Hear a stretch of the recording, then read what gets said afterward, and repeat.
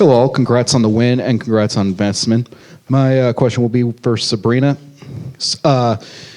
Franchise record for single game, tying it, 36 points tonight in a playoff game. And between your points, assists, and steals tonight, you were responsible or at least played a role in 60 of the 91 points scored on the Liberty scoreboard tonight. So how did tonight feel like a statement game for you on a personal level? Yeah, I mean, honestly, it's just doing whatever it takes to win. Understanding I'm capable of scoring, but knowing that getting my teammates open and good looks is a huge kind of part of what I do and pride myself on. Wanting to establish JJ, knowing what a presence she is inside, outside for us, and everyone else as well. And so I think just continuing to kind of take what the defense gives me while also just being assertive, shooting the ball with confidence, and continuing to get downhill and drive to and kick. Appreciate your time and insight. Congrats, you guys. Sabrina, for you, that third quarter, it seemed like, was the point in which you were able to kind of take control of the game. And you've always talked about it in terms of taking what the defense gives you, but how did you assert yourself in that particular moment? And was there something schematically that was done that was giving you more of those opportunities at that point in the game? My kind of focus was get downhill, get some easy ones. We were getting stops defensively. We were running. End of second quarter, we got a little 3-point happy, and we're shooting some kind of shots that normally go in but weren't. And I think kind of there was a point where we kept getting stops and weren't scoring. We were taking some tough shots, and that was kind of the point where I was like, I got to get into the paint, see if I can draw some fouls, and kind of collapse the defense in order to get us some easier looks. And thankfully, the paint was wide open, and so I was able to just continue to drive, get to the basket, get some easy ones to fall, and kind of be able to see us get the lead. And I think that took a little bit of pressure off our back as well. And then JJ, just for you, when she gets downhill like that, you're already one of the elite rebounders in the league. How much easier does that make it when the gravity changes on the floor? Yeah, I mean, she's drawing a lot of people. She's bringing a lot of attention. So I just get in the rebounder position.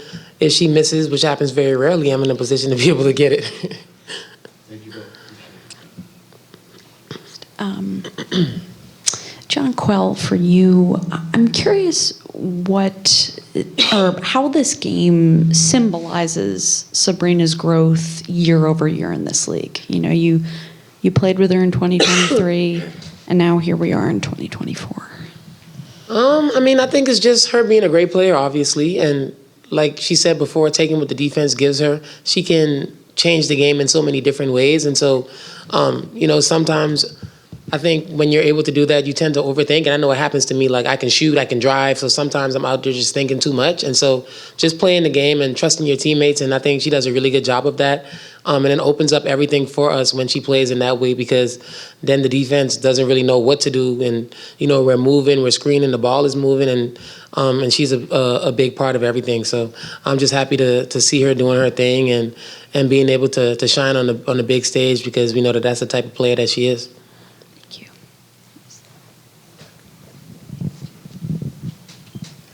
Sab, the ultimate goal is to win a championship. Is this one step down, so to speak, and you can rest for a couple of days, and if you play either Vegas or Seattle next, be ready for them and to get the next step? Yeah, absolutely. Your goal is to win a championship, but you got to win these too. And so I think it's understanding how important these games were, because you drop one at home and then you got to go on the road, and every game is just as important as the next to be able to come out and win. Obviously, the ultimate goal is what it is, but it's every single game is a championship game to get to that final goal. And obviously our goal is to not lose at home. So this was really important for us to come out, take these two, and now have a couple days off and kind of rest, recharge, and get ready for whoever it is we're going to play. Sandy, before the game you talked about how you just wanted to get Sab some more opportunities. And what was it like to see her get on a roll? You said she just has to make a few. What was that like watching that? And how important do you think it is? She has a game like this. I don't know who you're playing next, but for her to have a game like this, and maybe she struggled against some team last year, how important is it maybe to have a statement and say, we got her at her best and we're going in strong? Yeah, look, obviously we want to be going into the next round playing well, and I think this game has prepared us for the next round. Atlanta played really good ball. It was probably one of the best games that they've played all season long. They were really physical. We had to work for everything that we got. And these two, like, I think we just, our whole team effort, but, we know how important Sabrina is to us, our overall success. She knows how much she is.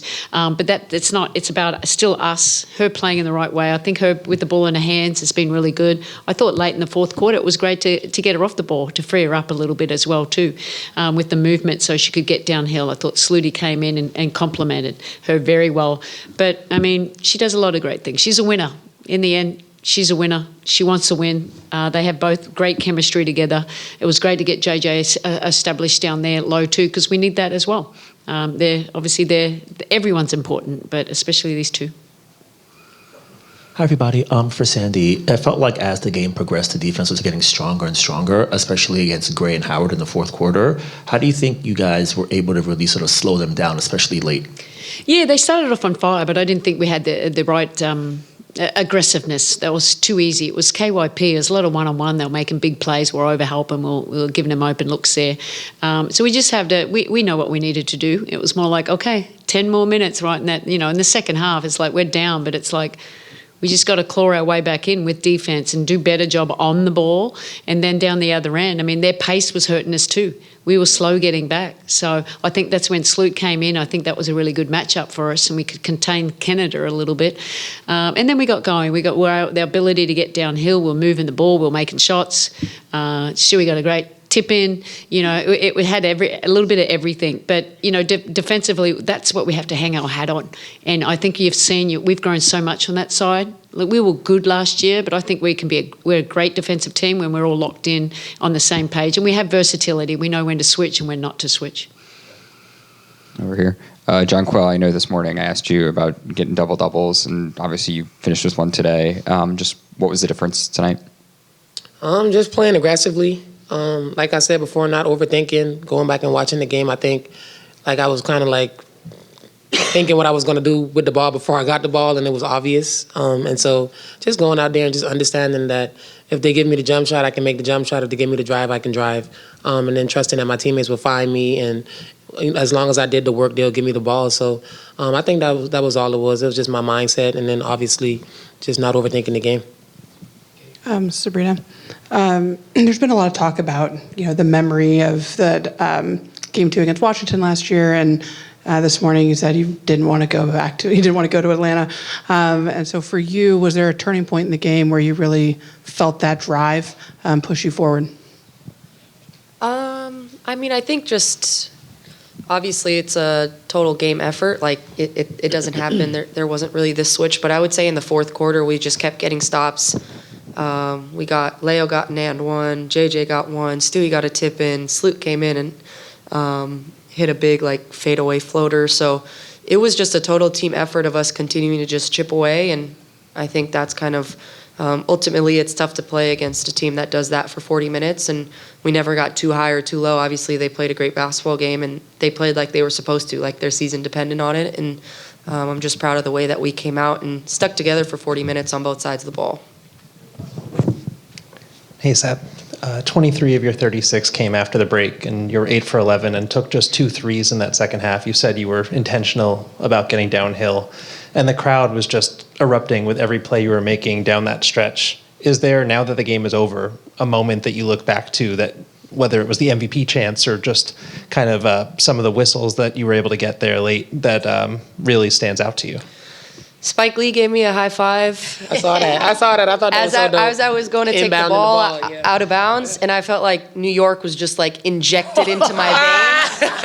At that moment, I was like, he was like Spider-Woman or something. We're winning this. It was just injected. It just came all the way through. It is what it is. Was it the third? Spike Lee. Was it the third? Third or fourth? Third quarter, we were Yeah. kind of right there with them. I went to take the ball out of bounds, and I think I scored right then. He got up, still talking to me. So yeah, it was fun. Right after that, you scored too. I was like, yeah that's tough. Yeah, it was a fight.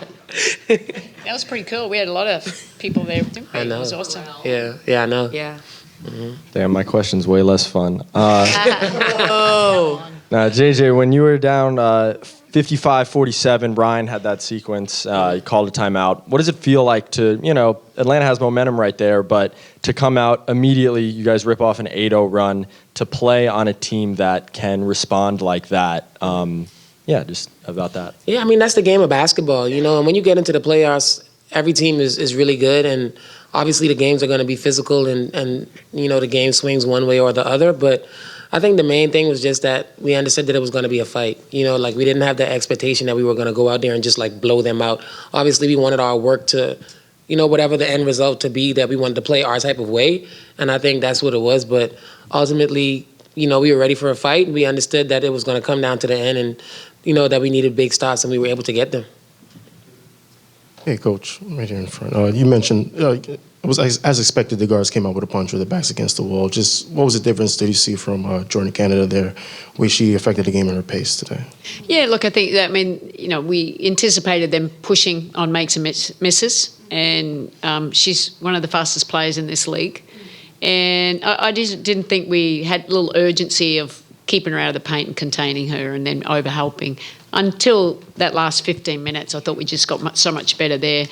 She's a good little player. Imagine if she would have been healthier, they wouldn't have been an 8 seed, put it that way. I think they played extremely well today, and the more chemistry they get, they're going to get better and better.